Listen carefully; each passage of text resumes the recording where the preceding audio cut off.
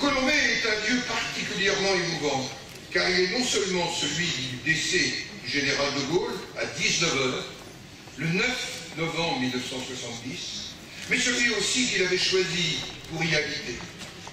Si son ombre plane avec celle de son épouse Yvonne Vanroux dans toutes les rues et les chemins forestiers qui entourent ce haut lieu, nous n'oublions pas les raisons intimes et familiales qui l'ont conduit dans cette France rurale, en particulier l'état de santé de sa fille Anne, dont la sépulture accompagne celle de ses parents.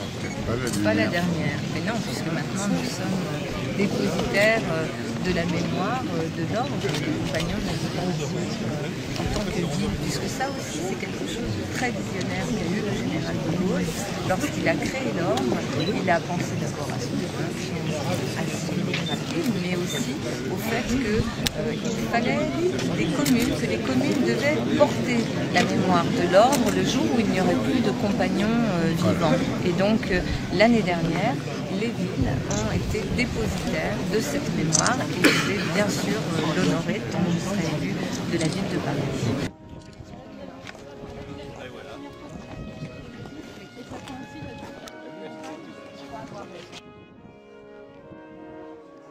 Connaître justement le général de Gaulle, qu'est-ce qu'il représente pour toi?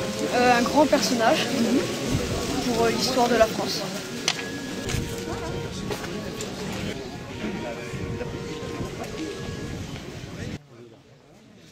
Reprendrons ce que le général avait pour principe essentiel, la dignité.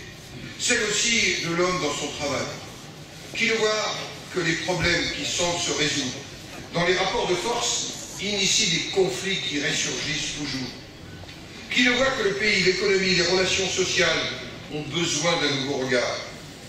De Gaulle avait parfaitement compris que la participation était le maître mot pour reconstruire un pays. Il est temps que chacun en prenne conscience. Cette tâche est aujourd'hui au cœur de l'immense armée qui soutient sa mémoire en ce jour.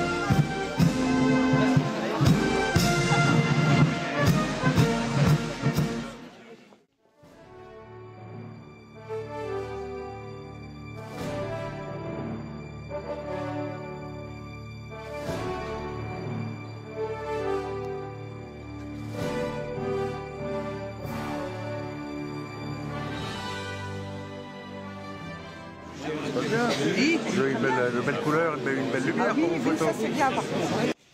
Chers compagnons, chers amis, avec nos collègues de la Haute-Marne, Charles Guénet, vice-président du Sénat, Bruno Sido, président du Conseil général de Haute-Marne et sénateur, avec à leur côté notre compagnon député François Cornu-Gentil, avec le président de l'amicale gaulliste de la Haute-Marne, Paul Fournier, qui symbolise sur cette tribune toutes les amicales rassemblées, la Fondation Charles de Gaulle, attachée avec force à sa mission principale, rappeler s'il en est besoin l'œuvre du général de Gaulle, a manifesté immédiatement son adhésion pour que ce 9 de Mans soit particulièrement commémoré avec l'amicale gaulliste du Sénat et l'amicale gaulliste de la Haute-Marne, digne représentante des associations de promotion de la pensée gaulliste, qui se multiplient sur tout le territoire national et même à l'étranger.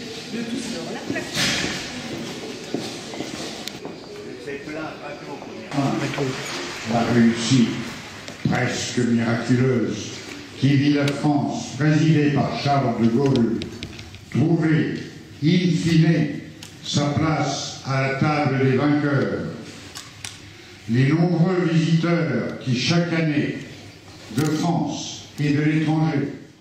Sylvie Hubac, directrice de cabinet de M. François Hollande, président de la République. C'est tout notre pays qui commémorera d'une part le centenaire de la Première Guerre mondiale, d'autre part le 70e anniversaire de la libération de la France.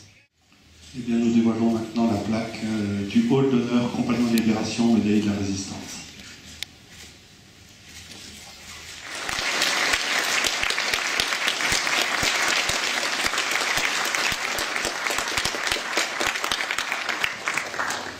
Nous vous remercions d'avoir participé à cette journée mémorielle du Conseil national des communes Compagnons de la Libération.